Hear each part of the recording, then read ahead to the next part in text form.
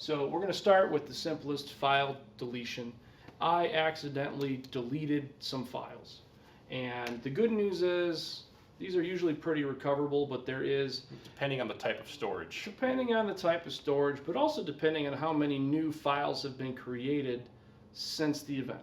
So it's not really a function of time, but if you want to retrieve those photos that you deleted 3 years ago and you've been using the system ever since, you're probably SOL, and that's an acronym I will not spell out here, but there's a really high probability that the data has been overwritten. So once data is written to one of those blocks that were here, we really can't, for the most part, rewind time and get those blocks back. But what typically happens, so if we're looking at kind of a typical Windows file system, you know, Greg says, oh, there's some sort of a super block here, and it's going to point to this thing called an MFT or a $MFT file. And this is basically going to be the data dictionary that's going to hold all the actual inodes that say, my name is Bob, I'm a resume, and I live in this folder, and this is the place on disk where I live, and I'm a Word document. So all that information is going to live in about 2 kilobytes. That's going to live inside of the data dictionary, which lives inside of the $MFT file in NTFS. So, you know, Bob's resume.doc is going to be here. It's going to have about 2 kilobytes devoted to it, and it's going to point to this place out on disk where the actual, you know, docx file that is actually a zip file under the covers is going to be here. When we look at it, we're going to see the hexadecimal, you know, probably PK or whatever we see, and this is really the contents. Traditionally, when you delete something, it's basically going to flip a bit in here from a 1 to a 0 or something that says, hey, I'm deleted now, right? Basically, it says this record location is available for use for a new file. And it probably won't even do that yet, because on Windows, it's going to put it in the recycle bin first, right? Oh, you said delete, not recycle. Semantics. This is why his employment is Nice. very tenuous. So anyways, so in Windows, there's a couple stages before this happens, but at some point, this is going to say, listen, this record's been deleted. Now, when we look at this in our systems, or you might even use some off-the-shelf data recovery software, when it scans the existing geometry for the master file table, it will sometimes see this, and it'll say, oh, there was a document called bob.doc that was deleted, and it used to live here.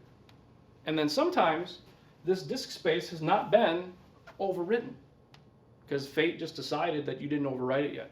And when this happens, the recovery software or the Gillware engineers will find your old Word document. So we'll be good to go. Sometimes we find this, but this has been permanently killed. You created a new file called jimmy.doc. And for whatever reason... And Jimmy got written here. Yeah, got written there and overwrote the top half of Bob or something. Yeah, so we see that kind of thing from time to time. Complicating matters. And this is why, why would anybody send this stuff into Gillware? About 80% of the logical cases that come into Gillware, we get a whole bunch of data back, and almost all of them have been at a local IT professional to do some sort of off-the-shelf data recovery software. Some of that software is very good. It's in the situation that you described, you know, any of that off-the-shelf software should be able to slice and dice that pretty quickly. But what we find is that there's a lot of underlying complexity sometimes with these file systems, and we don't want to dive way too deep, but sometimes these file systems are snapshotting. Greg, what's a snapshot? Snapshot is basically a mechanism that allows you to preserve the way the entire volume looked at any given point in time while continuing to use them and make changes to the volume. So, and basically we can sometimes rewind at a block level some of these events to point in time and then run our normal, similar to off-the-shelf software and actually get dramatically better results than somebody who just ran some software they've never used before or used once or twice. So, you know, the long story short is most of the time we're able to help people. Certainly there are situations in these logical worlds where we can't help people. Those people don't usually pay us any money, which is nice, but we don't directly help them by recovering some of that data. The vast majority of the time, if we're unable to recover the data that you covet, or a lot of it, you're not going to pay us any money. Most of the time we can help. And the very next question that we always get is, what is this going to cost? And it has a lot to do with can Greg's junior subordinates on the engineering staff, can they run our platform called the Ombre that Greg and I have written a bunch of code in. Greg more than me, a lot more than me. A lot more than me. Okay, Greg, give me a break. I wrote some of it. I think you put a regex in there too. Yes, I have written regular expression parsing many times, and that is an insult that most of you will not pick up on. So at the end of the day, though, how much engineering effort is it going to take is almost where all these bills come from. We see cases where the answer is next to 0, which means like 1 or 2 hours around here. And we might charge a client $300 total for a situation where you used like this much of our time. It's not super common. Most of the stuff that gets sent to us has already been through the easy. If it were that easy, you would have probably taken care of it at a local tech shop or taken care of it yourself. You wouldn't be watching this video. Yeah. For the most of the time, if it was that easy, you would not be watching this video. We see scenarios where it takes a big-brained computer scientist maybe half a day in order to recover your data. Your bill may look like $800 or $900 if that's the case. And we also see cases of kind of dramatic complexity where it is a file format that we're unfamiliar with. It's some sort of old CNC machine that's 18 years old, and it has a file format that we've never seen.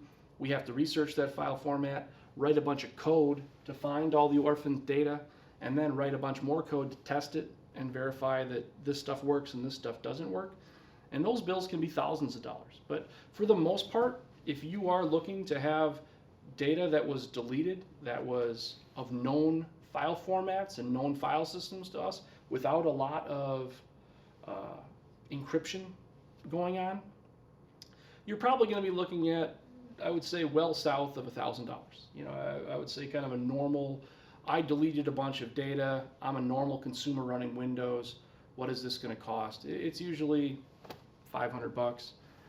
Is that fair? I'd say so, yeah. So that's deleted file situation. One thing we're going to talk about real quick, what if that file I deleted was a virtual machine? Oh boy. Well, that basically adds another layer of complexity to the problem, because if you think about a situation like this, we are directly recovering a file which contains the data that you're concerned about. So we're basically going right from disk to data. Real nice, real easy. What's that movie with Leonardo DiCaprio? It's like that. Inception. Okay. You know, we're in kind of Inception land where this whole thing we just made is actually a file within another universe. So long story short is that 3 or 4 hours of computer scientists to get an optimal result. Might be 40, might be 80. I mean, we've seen all kinds. Depending, yeah. What was your hypervisor? Yeah, and in general, our computer scientists and digital forensics personnel that have thousands of hours of experience and usually like computer science degrees, and have put in their years of study and effort here and seen these situations many, many times. When these people are directly helping you, it's usually at like $300 an hour. So certainly, sometimes this is not as inexpensive as we would like. The more complicated your problem, usually the bigger the bill. The way it works is we always look at it for free, perform a complimentary feasibility study, figure out what the heck we're up against, and we'll try to guide your expectations as best we can.